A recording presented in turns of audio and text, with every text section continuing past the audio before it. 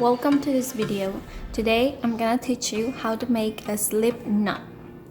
We're gonna grab our yarn like this. Make a circle, and then we're gonna pass the yarn behind to the front in the middle of the circle and pull. And this is our slip knot. And it is called slip knot because we can make it as big or as small as we want.